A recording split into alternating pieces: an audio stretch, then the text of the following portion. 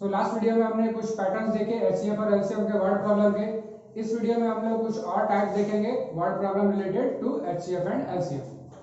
तो इस टाइप का ऑलरेडी मैंने प्रीवियस वीडियो में डिस्कस कर दिया कि मान लिया अगर कोई इस टाइप का क्वेश्चन दिया हो कि a number x when divided by b1 gives remainder r. A number, the same number x, that is the same number x when divided by another number b2, again it gives a remainder r. So अगर इस type का format दिया हो और अगर आपको यहाँ पर x का वैल्यू निकालना हो, ठीक है, यहाँ पर चूंकि हमको चाहिए क्या x का वैल्यू, तो अगर इस टाइप के फॉर्मेट के इक्वेशन को अगर सॉल्व करना है तो आपको करना क्या होगा, सबसे पहले इसको शिफ्ट करेंगे इधर और इस r को भी शिफ्ट करेंगे। So the equation will be x minus r is equal to b1 times q1 and x minus r is equal to b2 times q2। जैसे ही इस इक्वेशन को आप इस फॉर्मेट में कन्वर्ट करोगे, सो b1 और b2 का, चूंकि हमको निकालना क्या मेरा ये पार्ट, ठीक है, और अगर ये पार्ट निकालना मतलब हमको क्या निकालना था एलसीएम या एचसीएफ। सो आपको वो पॉइंट ध्यान रखना है कि अगर a is equal to b q plus r दिया हो तो अगर b पार्ट निकालना है मतलब आपको क्या निकालना है एचसीएफ, और अगर a पार्ट मतलब डिविडेंड पार्ट निकालना हो तो क्या निकालना होगा एलसीएम। तो चूंकि ये डिविडेंड पार्ट है तो हम क्या निकालेंगे b1 और b2 का एलसीएम। चूंकि एलसीएम निकालने के बाद यहाँ जो इस साइड पार्ट है उनको निकालना क्या है x, but here it is x minus r, so this r will be shifted again to the right side, RHS side, and you will get x. So जो x का वैल्यू होगा, this x will be LCM of b1 b2 और उसमें हम लोग last में r add कर देंगे। तो this is how you will solve this type of problem or this problem. दूसरा टाइप अगर हम देखें तो the next type is a is equal to b1 q1 plus r1, x is equal to b2 q2 plus r2. So इस जो इसका format होगा, so find a number, the word problem is like this, find a number which when divided by b1 gives the remainder r1 and when divided by b2 gives the remainder r2. Previous video में मैंने ये discuss किया कि इस type का problem solvable नहीं है, but एक पार्टिकुलर केस के लिए सॉल्वेबल है, अदरवाइज भी सॉल्वेबल है, but that is out of और that is beyond the scope of this syllabus. तो यहाँ पर आपको क्या करना है कि इस टाइप का इक्वेशन स्टिल सॉल्वेबल है, बट कब आपको देखना होगा कि क्या इसका और इसका डिफरेंस और इसका और इसका डिफरेंस सेम है क्या, ठीक है। अगर डिफरेंस सेम है देन वी कैन सॉल्व। सो मान लीजिए कि मेरे पास एक इक्वेशन आता है x is equal to 12q1 plus let's say 8 and that x is equal to let's say 16q1 sorry q2, so the difference 12 minus 8 that is 4, so this must be 12। so अगर आप यहाँ पर देखो, ठीक है, मान लीजिए कि अगर कोई एक वर्ड प्रॉब्लम के लिए जो मेरा आइडियल इक्वेशन आया है वो ये देने वाला है, ठीक है, पार्टिकुलर केस में डिस्कस कर रहा हूँ।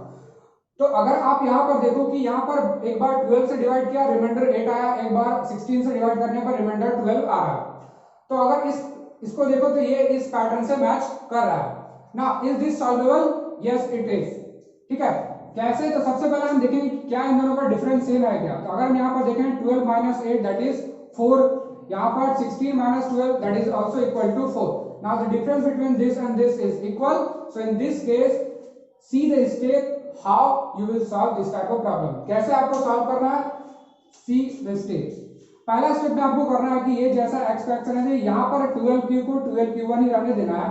ये जो 8 है, ठीक है, अब ये 8 को क्या करना है, आपको लिखना है 12 minus 4, ठीक है, क्योंकि आप अगेन अगर 12 minus 4 करो तो क्या होगा 8 ही आएगा।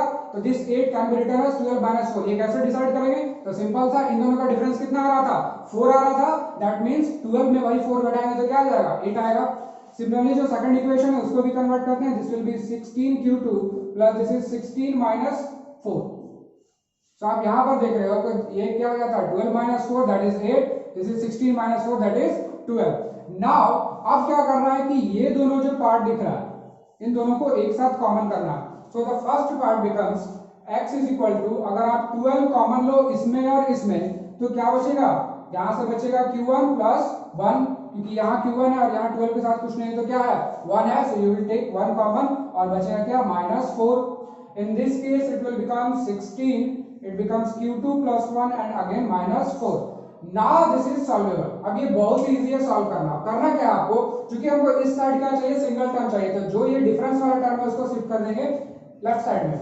So this becomes x plus 4 is equal to 12 times something and x plus 4 is equal to 16 times something. ये मैटर नहीं करता, ठीक है। यहाँ जो ये क्या आ रहा है, q1 plus 1 आ रहा है, q2 आ रहा है, abcd कुछ भी आ रहा हो, ये मैटर नहीं करेगा। अब आपको फाइनली यहाँ पर निकालना है हमको क्या, ये पार्ट x का value.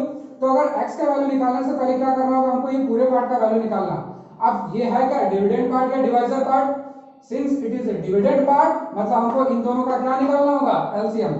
So we need to find the LCM of 12 and 16, that becomes 48.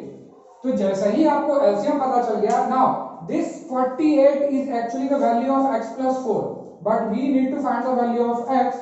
So x plus 4 is equal to 48, that means x is equal to 44. This is our final answer. So this is how you can solve these type of word problem or this type of problem by using some particular step. तो ये step main है जहाँ पर आपको main जो tricky method है, जो tricky approach आपको अप्लाई करना वो इस स्टेप में। जैसे ही आप इस स्टेप को अप्लाई कर लोगे, you can solve the further problems very easily, ठीक है। तो अगर आपको डिफरेंस जो रिमाइंडर है वो अगर डिफरेंट दिया हुआ है, ठीक है, रिमाइंडर अगर डिफरेंट है, still you can solve the problem, but for some particular case where the difference between divisor and remainder is same, मतलब इसका और इसका डिफरेंस अगर सेम है तभी आप इससे सॉल्व कर सकते हो। अगर डिफरेंस सेम नहीं है then that is out of syllabus, वो आपको सॉल्व नहीं करना और वैसे भी वो प्रॉब्लम आपके सिलेबस में नहीं है, ठीक है। सो अब और कुछ और टाइप देखते हैं कि अगर कैसे गैस करना है कि एचसीएफ निकालना है या एलसीएम।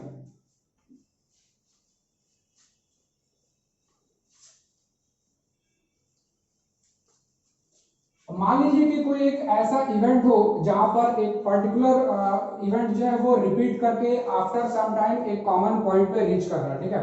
इसको समझने के लिए एक एग्जांपल लेते हैं कि मान लीजिए मेरे पास दो बेल है, बेल 1 बेल 2, ठीक है। बेल मतलब रिंग, ठीक है, एक रिंग है वो after some interval both this bell is ringing some after some intervals and this bell has some intervals, ठीक है। मान लीजिए कि इनिशियली पहले इन लोग दोनों रिंग जो है bell 1 and bell 2 t is equal to 0, t is equal to 0, 0 बोलने का मतलब कोई स्टार्टिंग टाइम हम फिक्स कर देते हैं। तो एट स्टार्टिंग मान लीजिए कि ये दोनों बेल जो है एक साथ रिंग करता है, ठीक है। अब मान लीजिए कि ये जो बेल 1 है वो 2-2 सेकंड के गैप पे या लेट्स से 5 सेकंड के गैप पे इंटरवल 5 सेकंड के इंटरवल पे ये रिंग करता है, ठीक है। t0 के बाद अगला 5 सेकंड पे, फिर 5 के बाद अगला क्या होगा 10 सेकंड पे ये रिंग करेगा, फिर 15, फिर 20, फिर इस तरह से ये 5 सेकंड के गैप पे रिंग करेगा। And now this bell is actually ringing at an interval of 4 second, ठीक है। मतलब अगर ये एक बार जब इनिशियली दोनों एक साथ रिंग करता है, ये 5 सेकंड पे ये फर्स्ट रिंग करेगा मतलब सेकंड रिंग, और ये 4 सेकंड है मतलब ये पहले करेगा ना। अब ये अगर 4 सेकंड इस तरह से ये भी आगे बढ़ेगा और ये भी 5 सेकंड के इंटरवल पे आगे बढ़ेगा, रिंग होगा। तो क्वेश्चन में ये पूछा जाएगा कि आफ्टर व्हाट इंटरवल, कितने इंटरवल के बाद ये दोनों बेल फिर से अगेन एक साथ बजेगा। एक तो शुरुआत t इज इक्वल टू 0 पे है और फिर से पूछा गया कि आफ्टर सम इंटरवल्स, फिर ये आफ्टर सम इंटरवल्स फिर से क्या होगा, एक साथ कहीं एक पॉइंट पे फिर से दोनों एक साथ रिंग होगा। तो वो हमको इंटरवल बताना, वो टाइम बताना कि आखिर वो टाइम कब होगा। अगर स्टार्टिंग फ्रॉम टाइम 0 है तो कितने सेकंड बाद ये दोनों बेल एक साथ बजता है।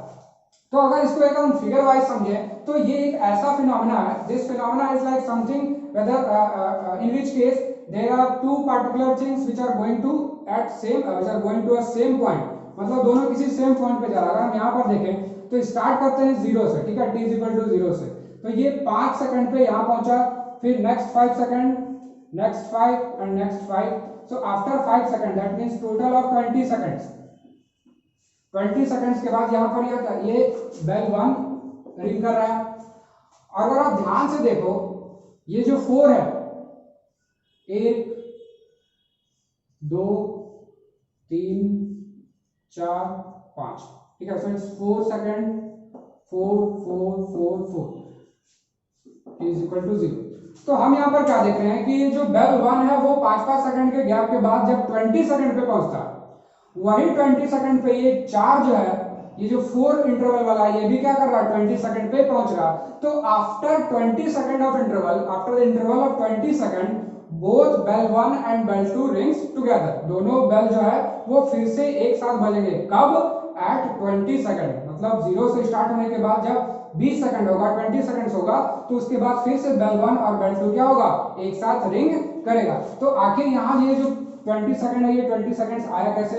ये भी 20 है, ये भी 20 सेकंड है, तो ये आया कैसे? तो अगर आप ध्यान से देखो कि ये जो 20 है, this 20 is divisible by both 5 and 4 and it's the least multiple. Least multiple बोलने का मतलब 5 का और भी तो मल्टीपल होगा या 4 का और भी तो मल्टीपल होगा, जहां ये दोनों क्या हो, एक साथ मैच करे या एक value they, but this is least. So actually we are finding the LCM of 4 and 5. So we are finding LCM of 4, 5 and that is equal to 20. So कभी भी अगर आपको ये कॉमन पॉइंट वाला फिनोमेना अगर दिखे वर्ड प्रॉब्लम में, that means you need to fix in your mind that you have to find the value or you have to find the LCM of given number.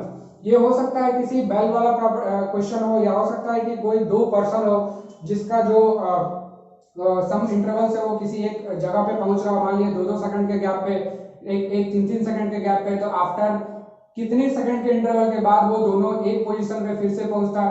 सो जब भी इस type के common event वाले phenomena होंगे, you will find the LCM in that case. ठीक है। The next is division in groups. अब मान लीजिए कि मेरे पास इस टाइप के प्रॉब्लम हो जहां पर आपको कुछ certain number of things available हो और आपको उसको कुछ ग्रुप्स में डिवाइड करने हो। ठीक है। ग्रुप्स में डिवाइड करने का मतलब क्या? अगर आपके पास मान लीजिए कि 10 पेंसिल है, आपको उसको 5 ग्रुप में डिवाइड करना है, कितने ग्रुप बनेंगे? सो you will get 2 groups of 5 each, दोनों में 5-5 ग्रुप होंगे। बट ये तो तब होगा जब आपके पास सिंगल नंबर। अब मान लीजिए कि आपके पास एक से ज्यादा नंबर हो, एक है 12 और एक है 16। ठीक है। इसको आपको ग्रुप में डिवाइड करना है। ठीक है, हाईएस्ट पॉसिबल ग्रुप में। ग्रुप ऐसे और भी अदर भी ग्रुप हो सकता है, ऐसे आपको बोले कि 2-2 का ग्रुप बनाइए, सो that is also possible. But if you are asked to find the highest possible group, that these 12 and 16 can be divided, मतलब 12 और 16 को कितने बड़े ग्रुप में डिवाइड कर सकते हैं। तो जब भी डिवीजन इन ग्रुप का क्वेश्चन रहे, that means you need to find HCF. So in this case it is LCM और ग्रुप डिवीजन में HCF। तो अगर आप 12 और 16 का HCF निकालो, HCF is 4। तो ये 4 का मतलब क्या हो रहा है कि आखिर अगर हम इसको डिवाइड करें 12 by 4 that is going to be 3 and 16 by 4 that is going to be 4। तो जो मेरा टोटल नंबर ऑफ ग्रुप्स कितना होगा? टोटल 7 ग्रुप्स बनेंगे। ठीक है, total 7 group, that is 3 + 4 that will be total 7 groups. Now out of this 7 groups, ये 7 groups में से क्या होंगे कि ये जो 12 वाला है वो कितना ग्रुप होगा? 3-3 का ग्रुप, दैट इज 4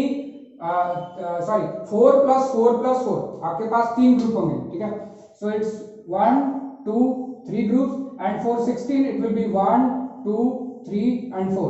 अब इसमें कितना होगा नंबर ऑफ पर्सन? 4, यहाँ 4 और यहाँ 4, तो टोटल मिलके कितना हो गया? 12 हो गया।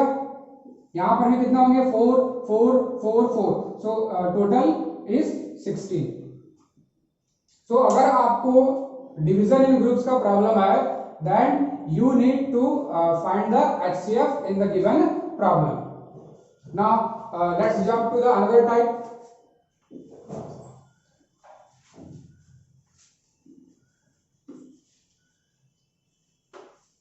So the next problem is something like this. मान लीजिए कि आपसे एक क्वेश्चन पूछा जाए, find a number which when increased by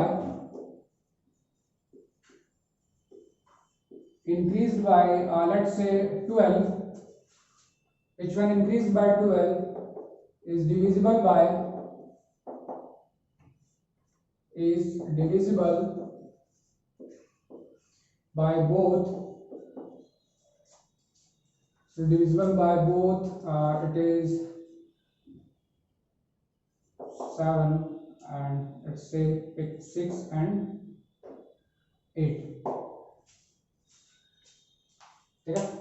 सो यहाँ इस क्वेश्चन में ये पूछा गया है कि एक कोई नंबर है x है जो पता नहीं है, तो वी नीड टू फाइंड।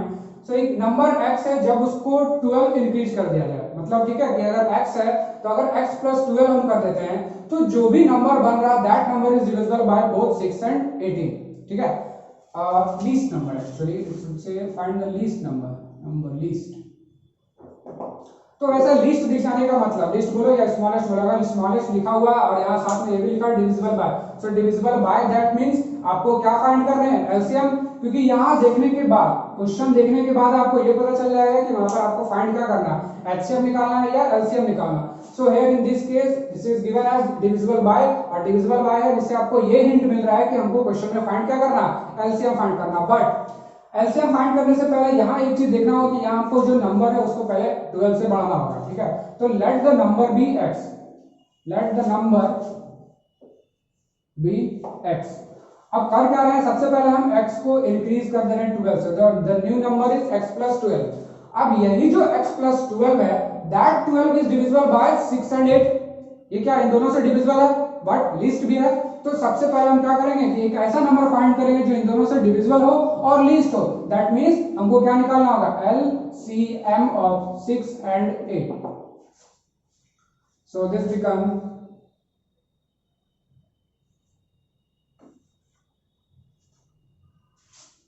48।